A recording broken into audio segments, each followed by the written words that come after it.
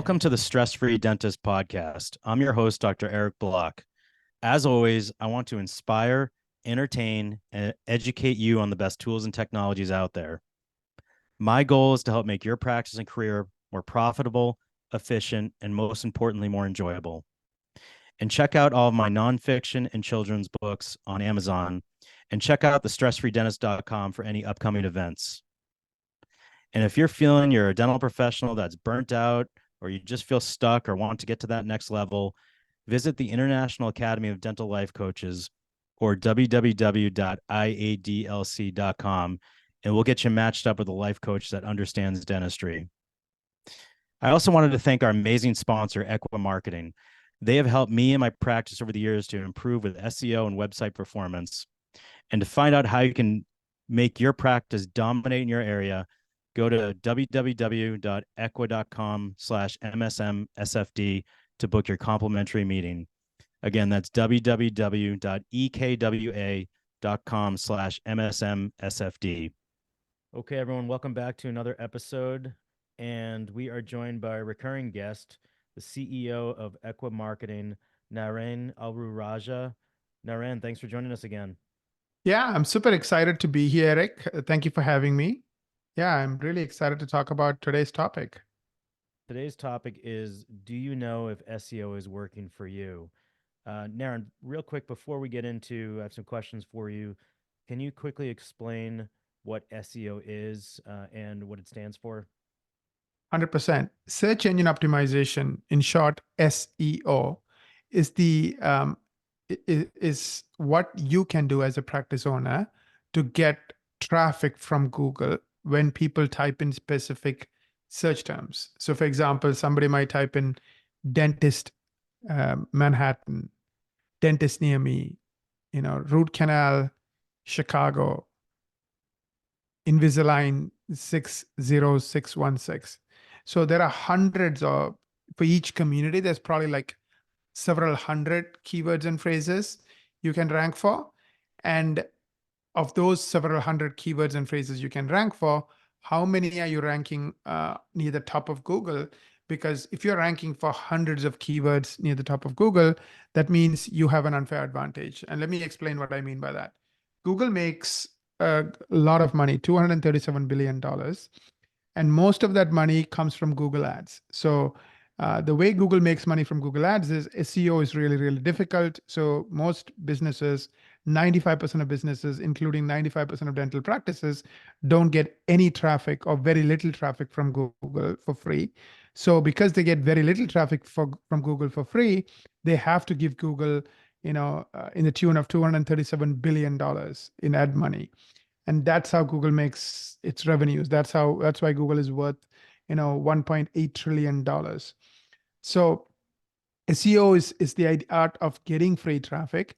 And to get free traffic, you have to get into the top 5%. It's like if you're in the top 5%, you get 95% of the free traffic. If you're not in the top 5%, you pretty much get nothing, which means you have to share 5% of the free traffic. That'll force you to spend money on Google Ads. So if you're a practice owner, either you are a PPO practice where you get patients from PPO, but those patients are very expensive. You're giving up 40, 50% of what you produce in the form of write-offs, in the form of fee controls imposed by these PPO plans. Or you have to give Google Ads a lot of money. So that's the second option.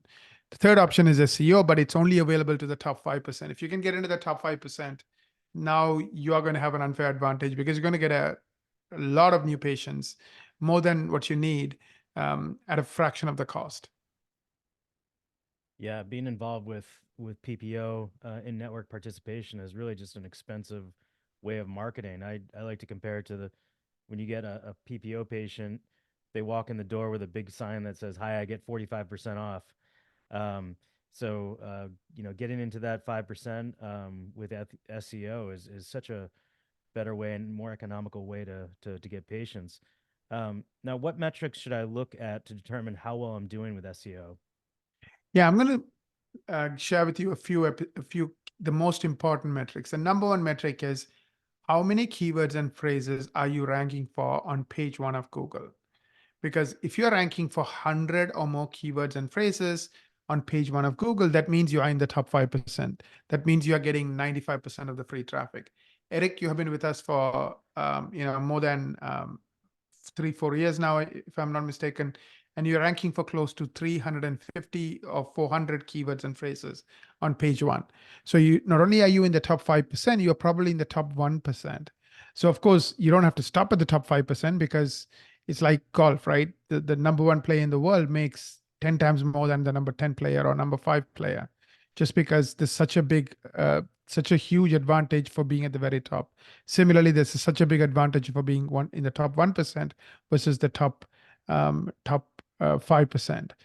But let's aim for the minimum goal, because remember, 95% of the traffic goes to the top 5%. So the minimum goal is to rank for 100 or more keywords and phrases on page one of Google. What is page one? Typically means top 10 results. So you are ranking in spot number 1, 2, all the way up to 10 for 100 or more keywords and phrases. How do you find these information? You use Google Analytics. So Google Analytics will tell you how many keywords you are ranking for, how many people type each one of those keywords, and then for each one of those keywords, what's your average position? So your average position has to be 10 or less. So the smaller the number, the better, because the more towards the top you are, the better you're going to do in terms of your business. Yeah, personally, when I search something on Google, I go right past the ads and I go to the first page of the organic search area, which is essentially page one. Can you talk a little bit more about page one, and also, what is the difference if you're on page 2 or page 3 or page 4? Is there a drastic difference? Yeah, I mean, the joke is you can hide a dead body in page 2. Nobody goes to page 2. Why? People are lazy. They're so used to getting 10 good results from Google. They really have no reason to go and look at the 11th one. Maybe 2% of the people will do, but 98% don't. So if you want to capture 98% of the people, you have to be on page 1 and hopefully closer to the top. And like in your case, you are ranking on page 1 for, like I said, close to 400 keywords near the top of page 1. So that's the place you want to be. So whatever they type in related to the type of services you offer in dentistry, you want to be showing up at the very top. You have to be one of the answers at the very top. And you are right. Like you, Eric, most people do not like the ads. So they skip over them because they know anybody can buy an ad. So usually they don't even see them. And even if they accidentally click on an ad because, they use the right words or whatever, usually they're looking for a reason to get out because they know they clicked on an ad and the very first second they see something they don't like, they're out. Anyways, so the typical person coming from ads will spend 15 seconds. The person coming from search engine optimization will spend 90 seconds. So to coming back to your question, so ranking on page 1 for 100 or more keywords is critical. And page 1 is, like I said, top 10 results. I usually hide my dead bodies on page 7, but I can change that now.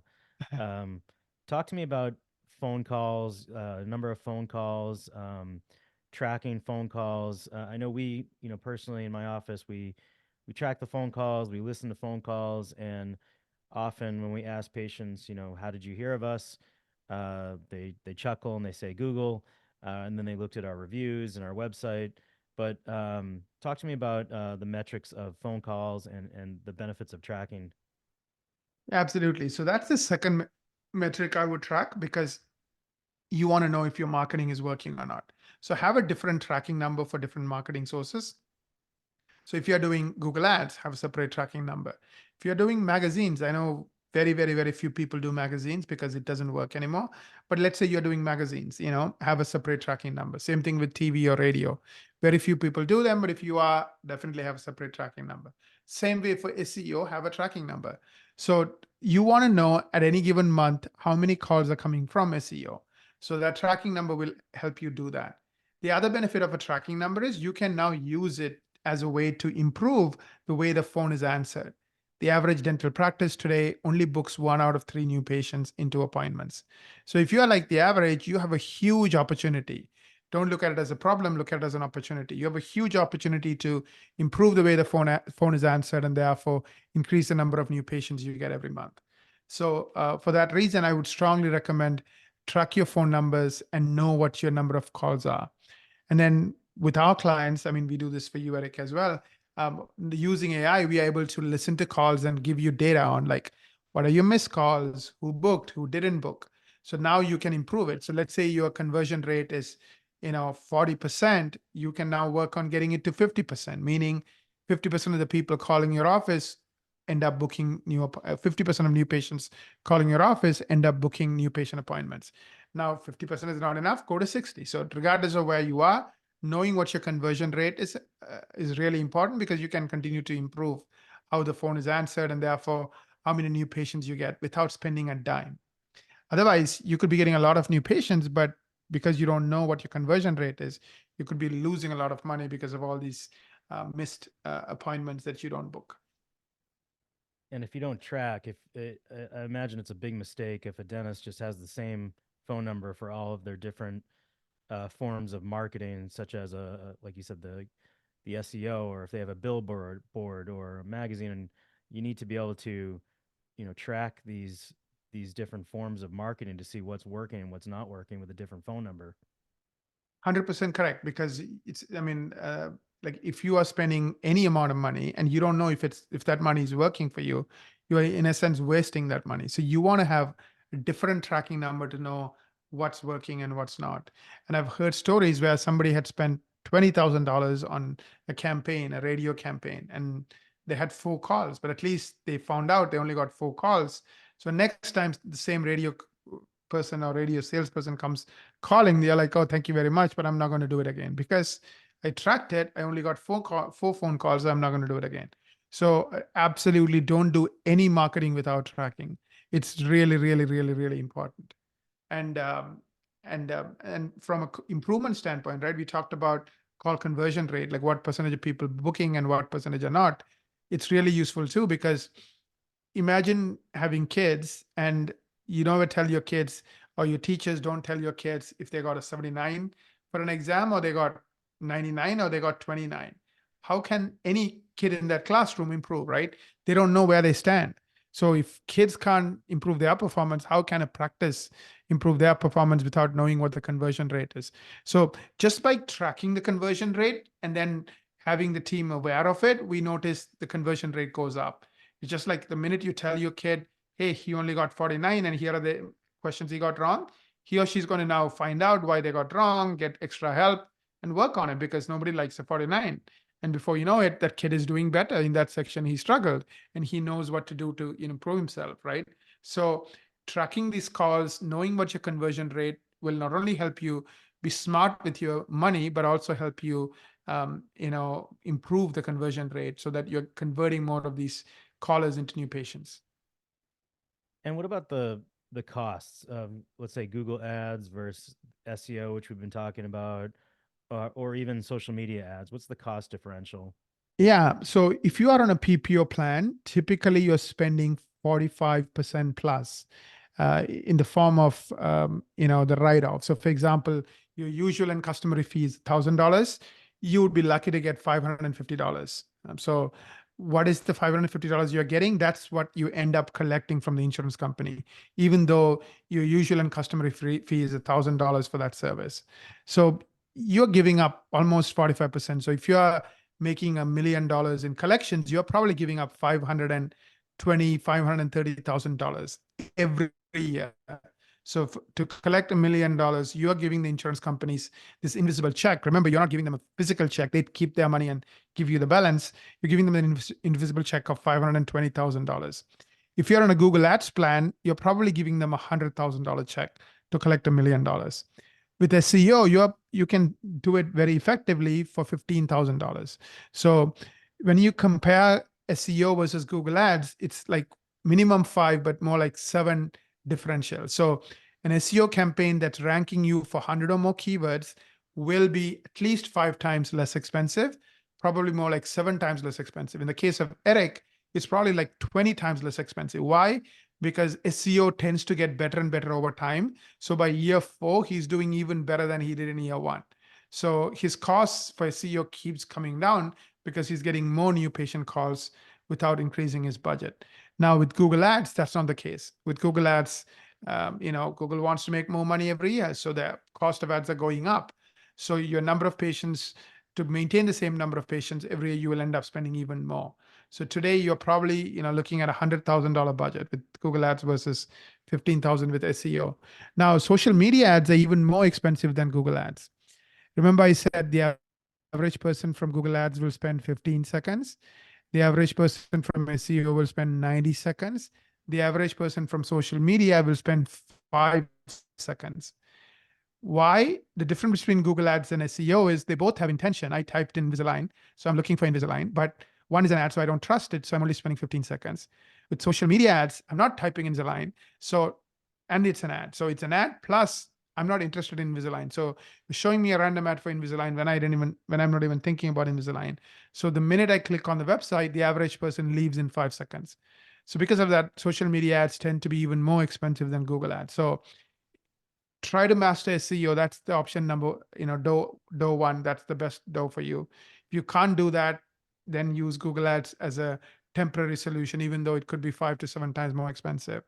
So the only time I would recommend social media ads is when SEO is maxed out, meaning there's no more you can do with SEO, and Google ads are maxed out, then I will recommend social media ads. Again, that's working with 500 plus practices. That's my experience.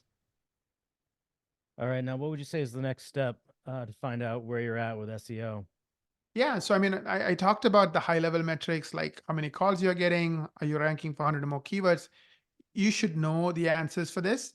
And if you're not getting enough calls, so if you're not getting enough patients from SEO, and instead you're spending money on Google ads or social, or PPO plans, then definitely I would recommend have talk to a marketing expert, book what we call a marketing strategy meeting.